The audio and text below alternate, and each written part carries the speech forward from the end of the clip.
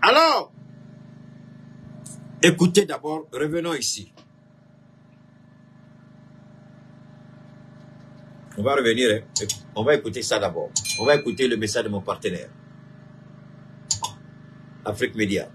Donc vous allez retrouver... Les dirigeants de la CEDEAO exhortent leurs homologues du Mali, du Niger et du Burkina Faso à reconsidérer leur décision de se retirer de la communauté, soulignant des conséquences préoccupantes que cela pourrait entraîner. Lors d'une réunion du Conseil de médiation et de sécurité de la CEDEAO qui s'est tenue jeudi à Abuja, il a été clairement établi que le départ de ces trois... Cette réunion du jeudi, c'est-à-dire hier, nous sommes vendredi, c'est la réunion préparatoire par rapport au sommet qui aura lieu demain samedi à Abuja. Il y a eu un sommet, le sommet des ministres des Affaires étrangères. Le sommet qui aurait dû se pencher sur la situation du Sénégal, le sommet ne l'a pas fait. Le sommet s'est purement et simplement concentré sur nous. Écoutons encore. Le pays aurait des répercussions néfastes pour leurs citoyens, ainsi que pour la coopération sous-régionale. Les dirigeants ouest-africains ont mis en garde contre les défis supplémentaires auxquels seraient confrontés les efforts de lutter contre la criminalité transnationale et la migration irrégulière. Donne-moi une seconde. Je vais répondre à ces deux réponses en continu. Subitement, cette CEDEAO se rappelle qu'il y a un défi humanitaire.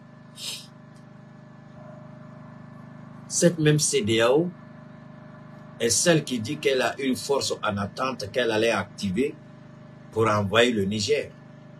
Je reviens encore en arrière pour que vous compreniez bien ce dont il est question. Je reviens encore en arrière. Je reviens encore et vous allez voir. Je reviens encore. C'est de ça qu'il s'agit. Écoutons ici. Communiqué. Depuis quelques jours, les contre-vérités. À la faveur de la dénonciation par le CNSP des accords militaires entre le Niger et la France, les Nigériens dans leur ensemble ont battu le pavé pour exiger le départ des forces françaises basées au Niger. Quand ils ont assisté au départ du dernier militaire français, ils ont exprimé en toute légitimité leur joie et savourent encore leur victoire sur les forces d'occupation qui ont longtemps constitué un frein au développement économique et social du Niger. Les Nigériens ont dans la foulée vu plusieurs conteneurs de matériel convoyés vers le Tchad et des vols réguliers en direction de la France à partir de Niamey.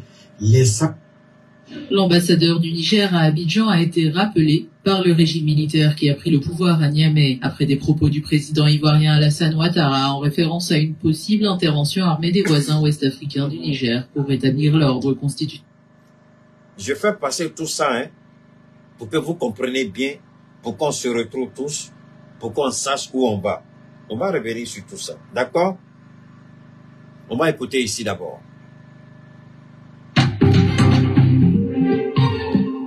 Nous avons demandé que le président Bazoum soit libéré immédiatement et sans condition.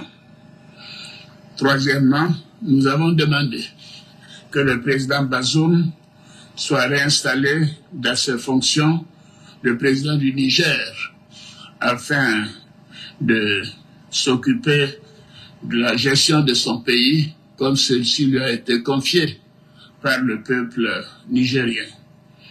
Les chefs d'État de la CEDEAO, bien sûr, une fois que ces conditions seront remplies, les chefs d'État de la CEDEAO demanderont au président Bazoum de faire preuve de clémence en vue du renforcement de la réconciliation et de la démocratie. Affirme aussi que les putschistes seront tenus pour responsables pour tout ce qui pourrait au président Bazoum, à son épouse, aux membres de sa famille et à toutes les personnes détenues avec lui.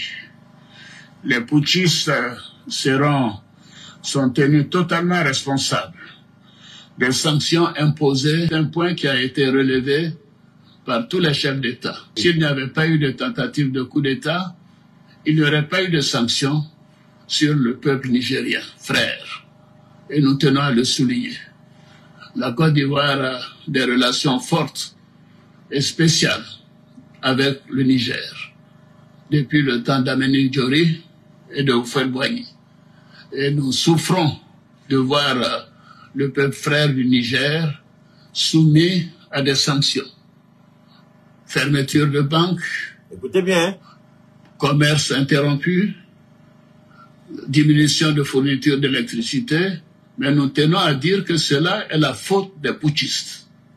S'il n'y avait pas eu de tentative de coup d'État, cela ne serait pas arrivé. Je tiens à le souligner. Écoutons. Hein. Alors donc, je demande personnellement, et les chefs d'État l'ont dit, nous demandons aux putschistes de mettre fin à la souffrance des Nigériens. Ça fait plus d'une semaine que ce pauvre peuple n'a pas d'électricité dans la plupart des régions. Ça, c'est Ouattara, hein, c'est pas fini. Je vais vous faire écouter. Pour bien, ce dont il est question, on va, le tour de force avec lui, on a décortiqué. Maintenant, on revient ici. L'ambassadeur du Niger à Abidjan a été rappelé par le régime militaire qui a pris le pouvoir à Niamey après des propos du président ivoirien. Ok, vous avez entendu. Maintenant, on revient encore. On revient encore.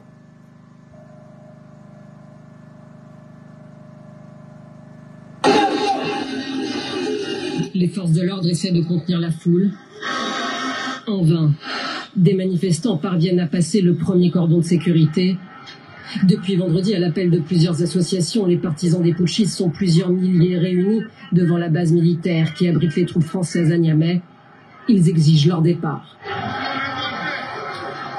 Le discours de fermeté d'Emmanuel Macron en début de semaine et son refus de reconnaître les nouveaux tenants du pouvoir au Niger comme légitimes a ravivé la colère.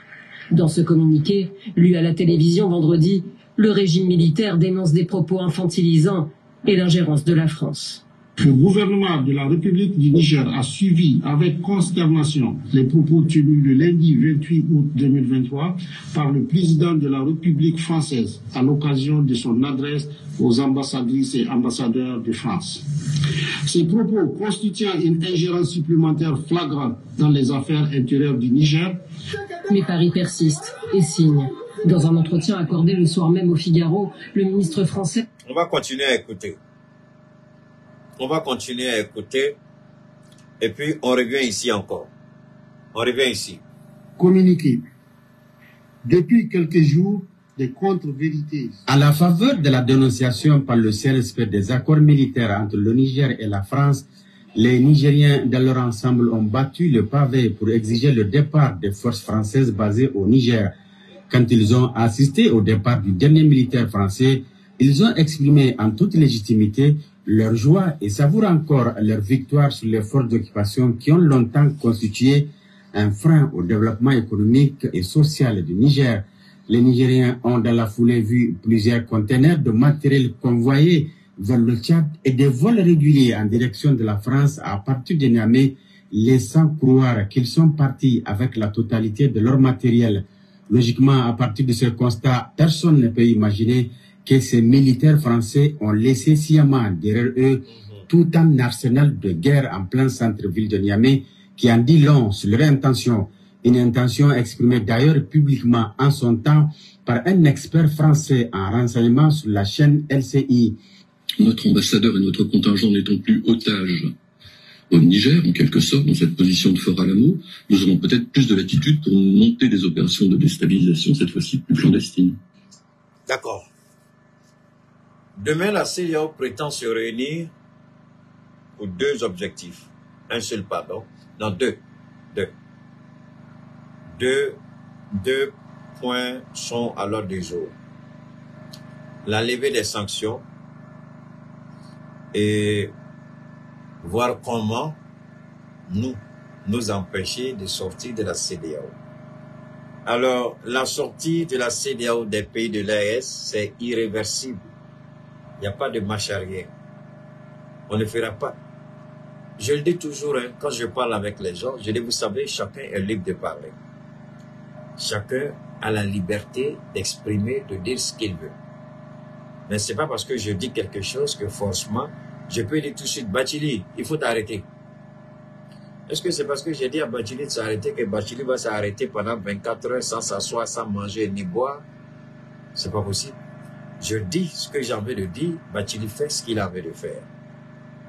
Donc, ils sont libres. Nous, on n'est plus tenus par les tests de la CEDEAO.